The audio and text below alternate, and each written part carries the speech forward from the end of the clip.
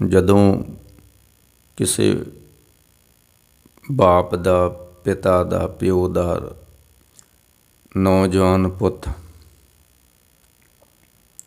ਚੜ੍ਹਾਈ ਕਰ ਜੇ, ਇਹ ਫਾਨੀ ਸੰਸਾਰ ਤੋਂ ਕੂਚ ਕਰ ਜੇ,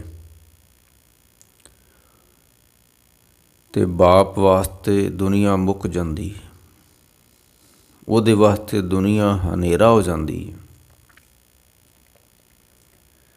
ਕਿ ਉਹ ਵਿਅਕਤੀ ਅੰਦਰੋਂ ਪੂਰਨ ਤੌਰ 'ਤੇ ਟੁੱਟ ਜਾਂਦਾ ਹੈ। ਸਰੀਰਕ ਤੌਰ 'ਤੇ ਭਾਵੇਂ ਉਹ ਜਿੰਦਾ ਰਹੇ, ਪਰ ਅੰਦਰੋਂ ਖਤਮ ਹੋ ਚੁੱਕਾ ਹੁੰਦਾ ਹੈ। ਜਿਸ ਪਿਤਾ ਦਾ ਜਵਾਨੀ ਵਿੱਚ ਪੁੱਤਰ ਚੜ੍ਹਾਈ ਕਰ ਜਾਵੇ।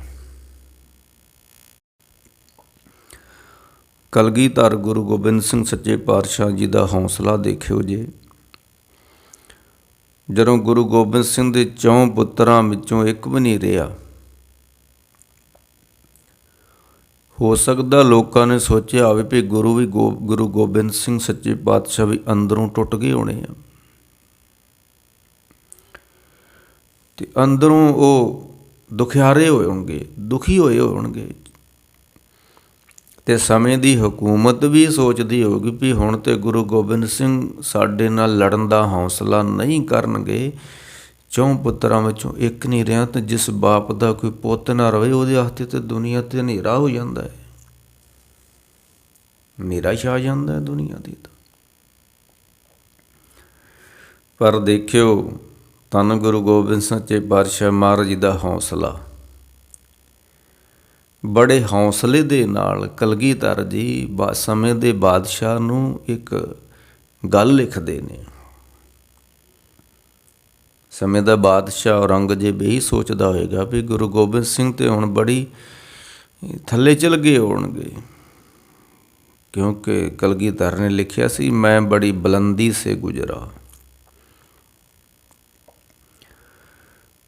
ਔਰੰਗਜ਼ੇਬ ਦੇ ਪੁੱਤਰ ਬਹਾਦਰ ਸ਼ਾਹ ਨੇ ਕਲਗੀਧਰ ਨੂੰ ਪੁੱਛਿਆ। ਬਹਾਦਰ ਸ਼ਾਹ ਕਹਿਣ ਲੱਗਾ, ਮਹਾਰਾਜ ਤੁਸੀਂ ਛੋਟੇ ਹੁੰਦੇ ਸੀ 9 ਸਾਲ ਦੇ, ਅਤੇ ਤੁਹਾਡਾ ਪਿਤਾ ਨਹੀਂ ਰਿਹਾ, ਅਤੇ ਉਹਨਾਂ ਪੁੱਤਰਾਂ ਨੂੰ ਪੁੱਛੋ ਜਿਨ੍ਹਾਂ ਦਾ ਬਾਪ ਨਹੀਂ ਹੈ ਸਿਰ 'ਤੇ। ਦੁਨੀਆ ਦੀ ਸਭ ਤੋਂ ਵੱਡੀ ਦੌਲਤ ਮਾਂ ਬਾਪ ਦਾ ਪਿਆਰ ਹੁੰਦਾ ਹੈ, ਅਤੇ ਜਿਹਦਾ ਮਾਂ ਬਾਪ ਨਾ ਰਹੇ ਅਤੇ ਦੁਨੀਆ ਦੀ ਵੱਡੀ ਦੌਲਤ ਹੁੰਦੀ ਹੈ ਪਿਆਰ। ਬਾਦਸ਼ਾਹ ਕਹਿਣ ਲੱਗਾ, ਮਹਾਰਾਜ ਤੁਹਾਡਾ ਹੌਸਲਾ, ਤੁਹਾਡਾ ਪਿਤਾ ਨਹੀਂ ਰਿਹਾ, ਉਹ ਮੇਰੇ ਪਿਤਾ ਨੇ ਸ਼ਹੀਦ ਕਰਾ ਤਾ ਉਸ ਨੂੰ ਚਾਂਦਨੀ ਚੌਂਕ 'ਚ। ਫਿਰ ਤੁਹਾਨੂੰ ਖੁਦਾਵੰਤ ਨੇ 4 ਪੁੱਤਰ ਦਿੱਤੇ ਸਨ, ਉਹ ਵੀ ਮੇਰੇ ਪਿਓ ਦੀਆਂ ਕੁਟਲ ਨੀਤੀਆਂ ਕਾਰਨ ਉਹ ਵੀ ਤੁਹਾਡੇ ਨਹੀਂ ਰਹੇ। 2 ਤੁਹਾਡੇ ਬਚਪਨ ਵਿੱਚ ਹੀ ਤੁਰ ਗਏ ਧਰਤੀ ਤੋਂ, ਅਤੇ 2 ਜਵਾਨੀ 'ਚ ਪੈਰ ਰੱਖਦਿਆਂ ਹੀ ਤੁਰ ਗਏ। ਅਤੇ ਜਿਸ ਬਾਪ ਦੇ 4 ਪੁੱਤਰ ਹੋਣ, 4 ਦੇ 4 ਹੀ ਤੁਰ ਜਾਣ, ਉਸ ਬਾਪ ਦੀ ਕੀ ਹਾਲਤ ਹੋਏਗੀ। ਜਦੋਂ ਬਹਾਦਰ ਸ਼ਾਹ ਨੇ ਪੁੱਛਿਆ ਕਿ ਮਹਾਰਾਜ ਫਿਰ ਕਿਸ ਤਰ੍ਹਾਂ ਤੁਹਾਡੇ ਨਾਲ ਜ਼ਿੰਦਗੀ, ਕਿਸ ਤਰ੍ਹਾਂ ਗੁਜ਼ਰੀ ਤੁਹਾਡੀ ਜ਼ਿੰਦਗੀ, ਸਾਹਿਬ ਕਹਿਣ ਲੱਗੇ, ਮੈਂ ਬੜੀ ਬੁਲੰਦੀ ਸੇ ਗੁਜ਼ਰਾ, ਮੈਂ ਬੜੀ ਚੜ੍ਹਦੀ ਕਲਾ ਦੇ ਵਿੱਚ ਰਿਹਾ। ਮੈਂ ਬੜੀ ਬੁਲੰਦੀ ਸੇ ਗੁਜ਼ਰਾ, ਮੈਂ ਬੜੀ ਪਸਤੀ ਸੇ ਗੁਜ਼ਰਾ। ਮੈਂ ਕਦੀ ਆਨੰਦਪੁਰ ਸਾਹਿਬ ਸੋਨੇ ਦੀਆਂ ਤਖਤਾਂ ਉੱਤੇ ਵੀ ਆਰਾਮ ਕੀਤਾ ਹੈ, ਹੀਰੇ ਜੜਤ ਮੰਜੀਆਂ ਉੱਤੇ ਵੀ ਮੈਂ ਸੁੱਤਾ ਹੈ। ਮੈਂ ਬੜੀ ਬੁਲੰਦੀ ਸੇ ਗੁਜ਼ਰਾ ਹੈ, ਬੁਲੰਦੀ ਮੈਨੇ ਚੜ੍ਹਦੀ ਕਲਾ। ਕਦੀ ਮੈਂ ਤਖਤਾਂ ਉੱਤੇ ਬੈਠਾ ਹੁੰਦਾ ਸੀ ਅਤੇ ਪ੍ਰਸਾਦੀ ਹਾਥੀ ਵਰਗੇ ਮੈਨੂੰ ਚੌਰ ਪਏ ਕਰਦੇ ਸਨ, ਅਤੇ ਸਿੱਖ ਸੰਗਤਾਂ ਮੇਰੇ ਚਰਨਾਂ ਵਿੱਚ ਬੜੀ ਕੀਮਤੀ ਚੀਜ਼ਾਂ ਭੇਟ ਕਰਦੀਆਂ ਹੁੰਦੀਆਂ ਸੀ। ਮੈਂ ਬੜੀ ਪਸਤੀ ਸੇ ਗੁਜ਼ਰਾ, ਬੜੀ ਬੁਲੰਦੀ ਸੇ ਗੁਜ਼ਰਾ। ਮੈਂ ਚੱਲਦਾ ਸਾਂ, ਮੇਰੇ ਪਿੱਛੇ ਫੌਜਾਂ ਬੜੀਆਂ ਹੁੰਦੀਆਂ ਸਨ, ਮੈਂ ਘੋੜੇ 'ਤੇ ਸਵਾਰ ਹੁੰਦਾ ਸਾਂ। ਆਂਦੇ ਨਾ ਉਹਦੇ ਇੱਕ ਹੱਥ ਵਿੱਚ ਬਾਜ ਤੇ ਦੂਜੇ ਹੱਥ ਵਿੱਚ ਉਹਦੇ ਘੋੜਾ, ਤੇ ਇੱਕ ਹੱਥ ਵਿੱਚ ਬਾਜ, ਦੂਜੇ ਹੱਥ ਵਿੱਚ ਉਹਦੇ ਘੋੜਾ। ਸਫ਼ਰ ਉਹਦਾ ਬੜਾ ਲੰਬਾ ਹੈ, ਸਮਾਂ ਉਹਦੇ ਕੋਲ ਬੜਾ ਥੋੜ੍ਹਾ ਹੈ। ਕਹਿਣ ਲੱਗੇ ਮੈਂ ਚੱਲਦਾ ਸਾਂ, ਫੌਜਾਂ ਨਾਲ ਚੱਲਦੀਆਂ ਸਨ, ਅੱਗੇ ਪਿੱਛੇ ਮੇਰੇ ਨਗਾਰੇ ਵੱਜਦੇ ਸਨ। ਮੈਂ ਬੜੀ ਬੁਲੰਦੀ ਸੇ ਗੁਜ਼ਰਾ, ਬੜੇ ਜਾਓ ਜਲਾਸ ਨਾ ਗੁਜ਼ਰਾ ਮੈਂ ਤਾਂ। ਤੇ ਮੈਂ ਬੜੀ, ਦੂਸਰਾ ਗੱਲ, ਮੈਂ ਬੜੀ ਪਸਤੀ ਸੇ ਗੁਜ਼ਰਾ। ਪਸਤੀ ਕਹਿੰਦੇ ਨੇ ਥੱਲੇ ਵਾਲੀ ਅਵਸਥਾ, ਜਿੱਥੇ ਮੈਂ ਹੀਰੇ ਜੜਤ ਪਲੰਘਾਂ 'ਤੇ ਸੌਂਦਾ ਰਿਹਾ, ਮੈਂ ਮਾਛੀ ਆੜੇ ਰੇਤਾ 'ਤੇ ਵੀ ਸੁੱਤਾ ਹੈ। ਜੇ ਜ਼ਿੰਦਗੀ ਨੂੰ ਇੱਕ ਦਰਿਆ ਮੰਨ ਲਿਆ ਜਾਵੇ, ਤੇ ਦਰਿਆ ਕਦੀ ਬੜੇ ਤੂਫਾਨ 'ਤੇ ਆਏ ਹੁੰਦੇ ਨੇ, ਤੇ ਕਦੀ ਦਰਿਆ ਸੁੱਕ ਜਾਂਦੇ ਨੇ। ਕਦੀ ਦਰਿਆ ਕੀੜੀਆਂ ਨੂੰ ਰੋੜ ਕੇ ਲੈ ਜਾਂਦੇ ਨੇ, ਅਤੇ ਕਦੀ ਦਰਿਆਵਾਂ ਵਿੱਚ ਕੀੜੀਆਂ ਆਪਣੇ ਘਰ ਪਾ ਲੈਂਦੀਆਂ ਨੇ। ਸਮੇਂ ਦੀ ਖੇਡ ਹੈ ਨਾ। ਉਹੀ ਦਰਿਆ ਜਿਹੜਾ ਕੀੜੀਆਂ ਨੂੰ ਰੋੜ ਕੇ ਲੈ ਜਾਂਦਾ, ਉਹੀ ਕੀੜੀਆਂ ਦਰਿਆ ਵਿੱਚ ਆਪਣੇ ਘਰ ਬਣਾ ਲੈਂਦੀਆਂ ਨੇ। ਜ਼ਿੰਦਗੀ ਇੱਕ ਦਰਿਆ ਹੈ, ਇਹਦੇ ਵਿੱਚ ਤੂਫਾਨ ਵੀ ਆਉਣੇ ਨੇ, ਮਾਫ਼ ਕਰਨਾ, ਹੜ੍ਹ ਵੀ ਆਉਣੇ ਨੇ, ਇਹਦੇ ਵਿੱਚ ਸੋਕੇ ਵੀ ਪੈਣੇ ਨੇ। ਅਤੇ ਜੇ ਜ਼ਿੰਦਗੀ ਨੂੰ ਇੱਕ ਸਮੁੰਦਰ ਮੰਨ ਲਿਆ ਜਾਵੇ, ਅਤੇ ਸਮੁੰਦਰ ਵਿੱਚ ਬੜੀਆਂ ਲਹਿਰਾਂ, ਤੂਫਾਨ ਆਉਂਦੇ ਨੇ, ਕਦੀ ਕਦੀ ਉਹ ਸ਼ਾਂਤ ਵੀ ਹੋ ਜਾਂਦਾ ਹੈ। ਇਸ ਤਰ੍ਹਾਂ ਚੱਲਦੀ ਜ਼ਿੰਦਗੀ। ਜੇ ਜ਼ਿੰਦਗੀ ਨੂੰ ਇੱਕ ਰੁੱਖ ਮੰਨ ਲਿਆ ਜਾਵੇ, ਤੇ ਬਸੰਤ ਬਹਾਰ ਦੇ ਵਿੱਚ ਰੁੱਖ ਨੂੰ ਫੁੱਲ, ਫਲ, ਪੱਤੇ ਬੜਾ ਕੁਝ ਲੱਗਾ ਹੁੰਦਾ ਹੈ। ਬੜੇ ਲੋਕ ਉਹਦੀਆਂ ਵਡਿਆਈਆਂ ਗਾਉਂਦੇ ਨੇ, ਕਿੱਡੇ ਸੋਹਣੇ ਫੁੱਲ ਨੇ ਇਸ ਰੁੱਖ ਨੂੰ ਲੱਗੇ ਹੋਏ ਨੇ। ਸਮਾਂ ਆਉਂਦਾ ਫੁੱਲ ਝੜ ਜਾਂਦਾ ਹੈ, ਸਮਾਂ ਆਉਂਦਾ ਫਲ ਲੱਗਦਾ ਅਤੇ ਫਲ ਵੀ ਝੜ ਜਾਂਦਾ ਹੈ। ਸਮਾਂ ਪੱਤਿਆਂ ਨੂੰ ਵੀ ਝਾੜ ਦਿੰਦਾ ਹੈ, ਖਾਲੀ ਕਰ ਦਿੰਦਾ ਹੈ ਰੁੱਖ ਨੂੰ। ਸਭ ਕਹਿੰਦੇ ਮੈਂ ਬੜੀ ਬੁਲੰਦੀ ਸੇ ਗੁਜ਼ਰਾ। ਬੁਲੰਦੀ ਮੈਨੇ ਉਹ ਸਮਾਂ ਜਦੋਂ ਰੁੱਖ ਨੂੰ ਫਲ ਫੁੱਲ ਪੱਤੇ ਲੱਗੇ ਹੋਣ ਅਤੇ ਪੰਛੀ ਚਹਿ ਚਲਾਉਂਦੇ ਹੋਣ, ਉਹਨੂੰ ਕਹਿੰਦੇ ਨੇ ਬੁਲੰਦੀ। ਅਤੇ ਪਸਤੀ ਉਸ ਨੂੰ ਕਹਿੰਦੇ ਨੇ ਜਦੋਂ ਕੋਈ ਫੁੱਲ ਫਲ ਨਾ, ਪੱਤ ਝਾੜਨੇ, ਮੈਂ ਖਾਲੀ ਕਰ ਦਿੱਤਾ ਹੋਵੇ ਰੁੱਖ ਨੂੰ। ਸਾਹਿਬ ਕਹਿੰਦੇ ਇਸ ਤਰ੍ਹਾਂ ਮੈਂ ਬੜੀ ਬੁਲੰਦੀ ਸੇ ਗੁਜ਼ਰਾ, ਬੜੀ ਪਸਤੀ ਸੇ ਗੁਜ਼ਰਾ। ਮੈਂ ਜਿੱਥੇ ਹੀਰੇ ਜੜਤ ਮੰਜਿਆਂ 'ਤੇ ਸੌਂਦਾ ਰਿਹਾ, ਮੈਂ ਮਾਛੀਵਾੜੇ ਰੇਤਾ ਉੱਤੇ ਵੀ ਰਾਤ ਕੱਟੀ ਆ। ਜਿੱਥੇ ਮੇਰੇ ਅੱਗੇ ਪਿੱਛੇ ਸੇਵਕ ਪਾਣੀ, ਦੁੱਧ, ਪ੍ਰਸ਼ਾਦੇ ਲੈ ਕੇ ਤੁਰੇ ਫਿਰਦੇ ਸੀ, ਅਤੇ ਮਾਛੀਵਾੜੇ ਕਿਸੇ ਨੇ ਪਾਣੀ ਤੱਕ ਨਹੀਂ ਮੈਨੂੰ ਪੁੱਛਿਆ। ਕਦੀ ਮੇਰੇ ਅੱਗੇ ਖਲੋ ਕੇ ਲੋਕ ਕਹਿੰਦੇ ਮਹਾਰਾਜ ਚਰਨ ਪਾਓ ਸਾਡੇ ਘਰ ਵੀ, ਸਾਡੇ ਘਰ ਵੀ ਆਇਓ ਜੇ, ਸਾਡੇ ਪਿੰਡ ਵੀ ਆਇਓ ਜੇ। ਅਤੇ ਜਿੱਦਣ ਮੈਂ ਉਹਨਾਂ ਦੇ ਪਿੰਡ ਗਿਆ, ਅਤੇ ਉਹ ਪਿੰਡ ਵਾਲਿਆਂ ਨੇ ਪਿੰਡ 'ਚ ਨਹੀਂ ਵੜਨ ਦਿੱਤਾ। ਜਿਹੜੇ ਕਹਿੰਦੇ ਮਹਾਰਾਜ ਸਾਡੇ ਆਇਓ ਜੇ, ਉਹਨਾਂ ਨੇ ਮੈਨੂੰ ਵੇਖ ਕੇ ਬੂਹੇ ਬੰਦ ਕਰ ਲਏ। ਜੂਣੇ ਮਸੰਦ ਵਰਗਿਆਂ ਨੇ, ਜਿਹੜੇ ਗੁਲਾਬੇ ਪੰਜਾਬੀ ਵਰਗੇ ਤਰਲੇ ਲੈਂਦੇ ਸੀ ਮਹਾਰਾਜ ਕਿਤੇ ਸਾਡੇ ਘਰ ਵਿੱਚ ਹੀ ਨਿਵਾਸ ਕਰਿਓ, ਅਤੇ ਉਹ ਵੀ ਕਹਿੰਦੇ ਮਹਾਰਾਜ ਇੱਥੋਂ ਨਿਕਲ ਜਾਓ ਹੁਣ, ਮੈਂ ਬੜੀ ਪਸਤੀ ਸੇ ਗੁਜ਼ਰਾ।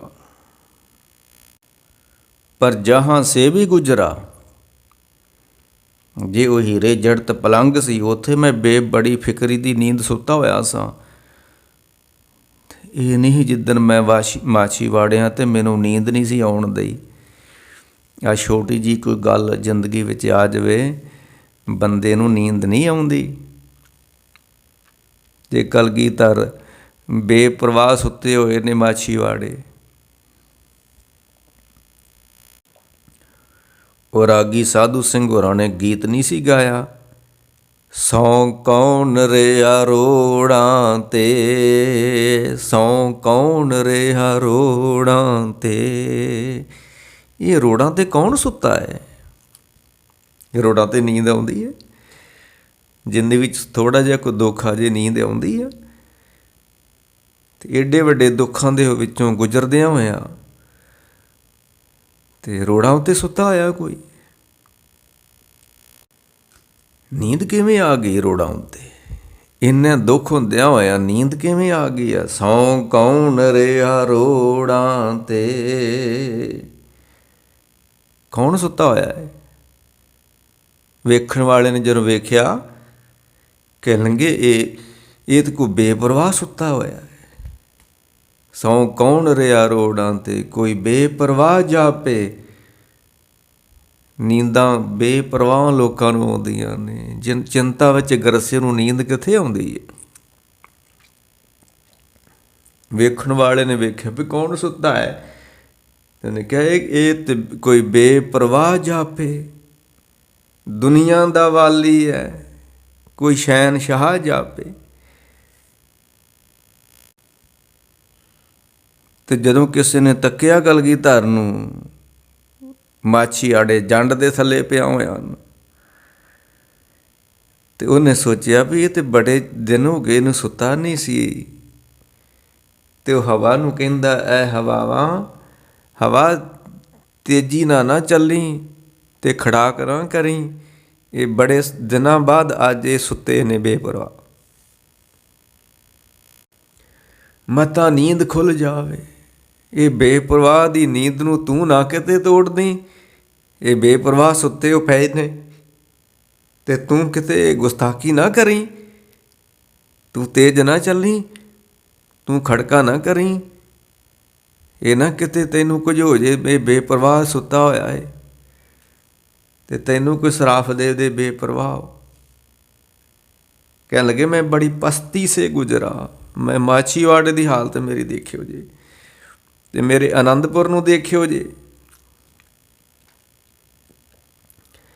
ਪਰ ਕਲਗੀਧਰ ਕਹਿਣ ਲੱਗੇ ਜਿੱਦਾਂ ਮੈਂ ਆਨੰਦਪੁਰ ਸੁੱਤਾ ਸੀ ਨਾ, ਪੋਹ ਦੀਆਂ ਰਾਤਾਂ 'ਚ ਸੱਚੇ ਨਾਲ ਚਿੱਤ ਲਾ ਕੇ ਮੈਂ ਸੁੱਤਾ ਸਾਂ। ਜਿਹੜੇ ਗੁਰੂ ਪੀਰ ਮਹਾਂਪੁਰਖ ਹੁੰਦੇ ਨੇ, ਜਦੋਂ ਸੁੱਤੇ ਹੁੰਦੇ ਨਾ, ਉਹਨਾਂ ਦਾ ਚਿੱਤ ਲੱਗਾ ਹੁੰਦਾ ਜੇ ਰੱਬ ਨਾਲ, ਜੇ ਉਹ ਸੰਤ ਨੇ ਤਾਂ। ਇਹਨੂੰ ਕਹਿੰਦੇ ਨੇ ਵੀ ਜਿੰਨਾ ਸੁੱਤਿਆਂ ਵੀ ਨਹੀਂ ਵਿਸਰਦਾ, ਜਾਗਦਿਆਂ ਵੀ ਨਹੀਂ ਉਹ ਵਿਸਰਦਾ, ਕੇਵਲ ਉਹ ਸੰਤ ਨੂੰ ਨਹੀਂ ਵਿਸਰਦਾ ਸੁੱਤਿਆਂ ਹੋਇਆਂ। ਕੇਵਲ ਉਹ ਗੁਰੂ ਨੂੰ ਨਹੀਂ ਵਿਸਰਦਾ ਸੁੱਤਿਆਂ ਹੋਇਆਂ, ਜਿੰਨਾ ਸਾਸ ਗਰਾਸ ਨਾ ਵਿਸਰੇ। ਕਿਆ ਸੌਣਾ ਕਿਆ ਜਾਗਣਾ, ਗੁਰਮੁਖ ਤੇ ਪ੍ਰਵਾਨ, ਜਿੰਨਾ ਸਾਸ ਗਰਾਸ ਨਾ ਵਿਸਰੇ। ਕਹਿਣ ਲੱਗੇ ਮੈਂ ਜਿਸ ਤਰ੍ਹਾਂ ਆਨੰਦਪੁਰ ਸੁੱਤਾ ਸੀ ਨਾ ਬੇਫਿਕਰ ਹੋ ਕੇ, ਅਤੇ ਪਹਿਰੇ ਉੱਤੇ ਸਿੱਖ ਸਨ, ਅਤੇ ਮਾਛੀਵਾੜੇ ਕੋਈ ਮੰਜਾ ਨਹੀਂ ਸੀ, ਕੋਈ ਪਹਿਰਾ ਨਹੀਂ ਸੀ। ਮੈਂ ਉੱਥੇ ਵੀ ਬੜੀ ਬੇਫਿਕਰੀ ਦੀ ਨੀਂਦ ਸੁੱਤਾ ਸਾਂ। ਮੈਂ ਬੜੀ ਬੁਲੰਦੀ ਸੇ ਗੁਜ਼ਰਾ, बड़ी पस्ती से गुजरा, जहाँ से भी गुजरा मैं बड़ी मस्ती से गुजरा। मेरा जिस तरह चुभी रहे सुरत प्रभ चरणन में, जिस तरह मेरी हेमकुंट सुरत जुड़ी हुई सी, उस तरह आनंदपुर जुड़ी हुई थी। उसी ही तरह मेरी सुरत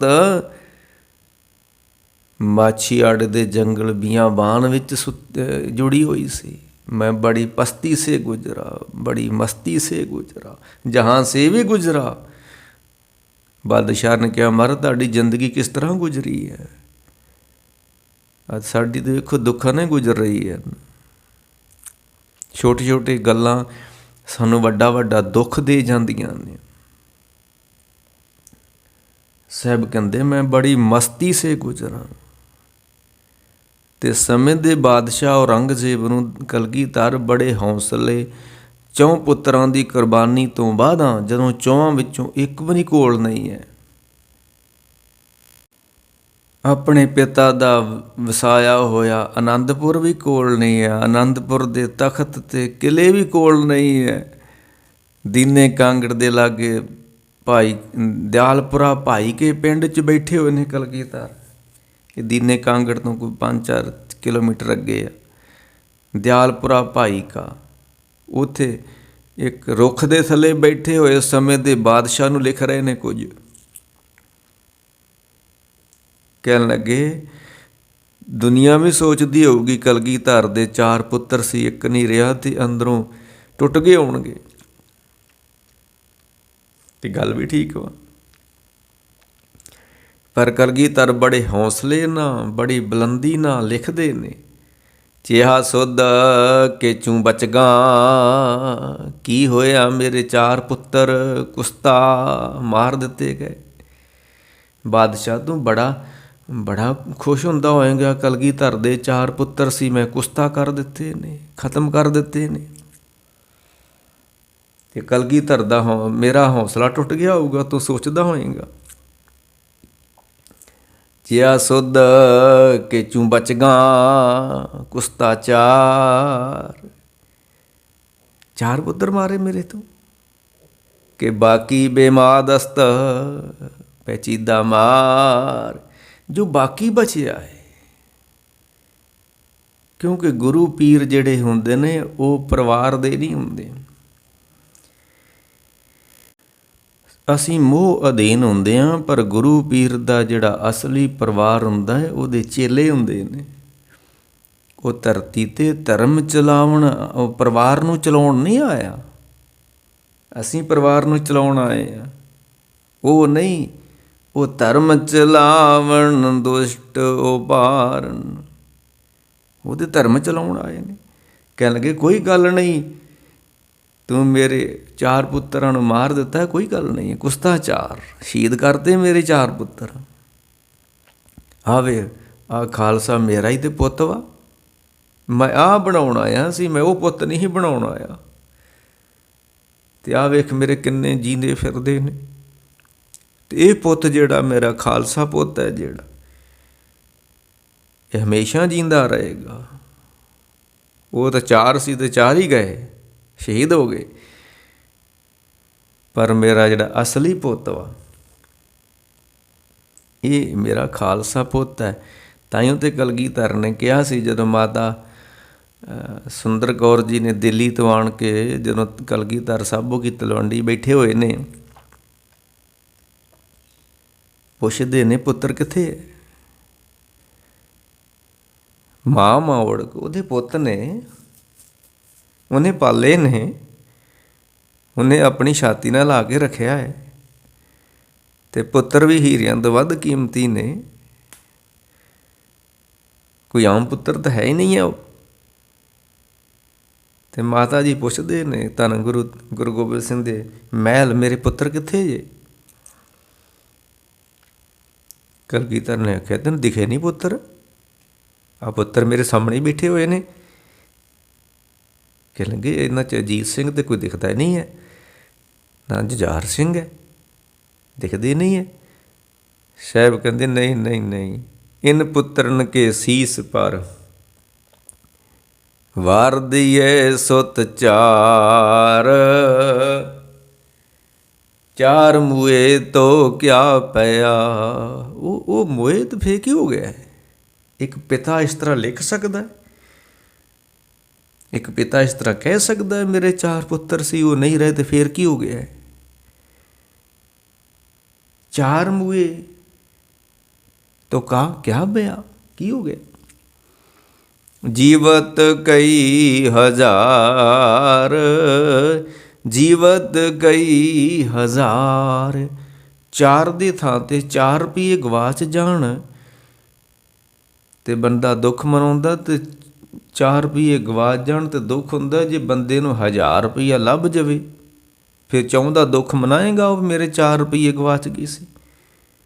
ਕਹਿਣਗੇ ਵੇਖ 4 ਗਵਾਚ ਗਏ ਸਾਡੇ, ਅਸੀਂ ਮਾਰ ਦਿੱਤੇ ਨੇ, ਤੇ ਆ ਮੇਰਾ ਖਾਲਸਾ ਮੇਰਾ ਹੀ ਪੁੱਤ ਵਾ, ਤੁਸੀਂ ਕਿਸ ਗੱਲ ਦਾ ਫਿਕਰ ਕਰਦੇ ਜੇ। 4 ਮੂਏ ਤੋਂ ਕਿਆ ਪਿਆ, ਜੀਵਤ ਕਈ ਹਜ਼ਾਰ। ਇਹ ਸਿਰਫ ਕਲਗੀਧਰ ਹੀ ਏਡਾ ਵੱਡਾ ਹੌਸਲਾ ਦਿਖਾ ਸਕਦੇ ਨੇ, ਦੁਨੀਆਦਾਰ ਬੰਦਾ ਨਹੀਂ ਕੱਲ ਕਹਿ ਸਕਦਾ। ਮੈਂ ਫਿਰ ਕਹਿ ਦਿਆਂ ਵੀ ਜਦੋਂ ਕੋਈ ਪੁੱਤਰ ਚੜ੍ਹਾਈ ਕਰਦਾ ਨਾ ਜਵਾਨੀ 'ਚ ਬਾਪ ਫਿਰ ਅੰਦਰੋਂ ਟੁੱਟ ਜਾਂਦਾ ਹੈ, ਪਰ ਕਲਗੀਧਰ ਨਹੀਂ, ਹੌਸਲੇ 'ਚ ਰਹੇ।